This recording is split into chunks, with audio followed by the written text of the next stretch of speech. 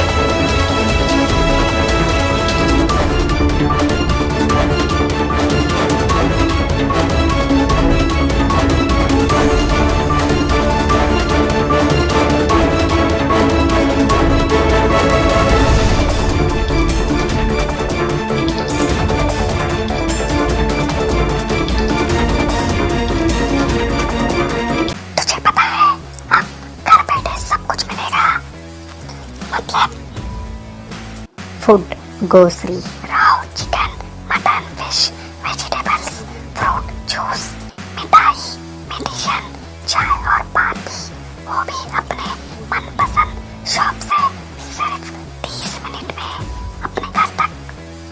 अरे वाह, मैं तो अभी ऑर्डर करती हूँ। क्या बताया? ऐप का नाम बिगोस। तुम इस ऐप के बारे में किसी को मत बताना। सुना हमने? किसी को मत बताना।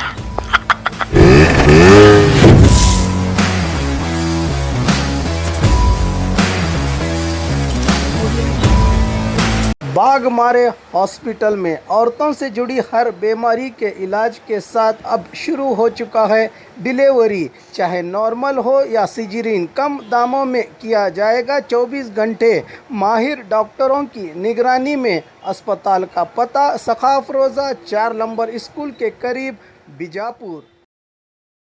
और ख़बरों के लिए देखते रहिए बी न्यूज़ नेशन।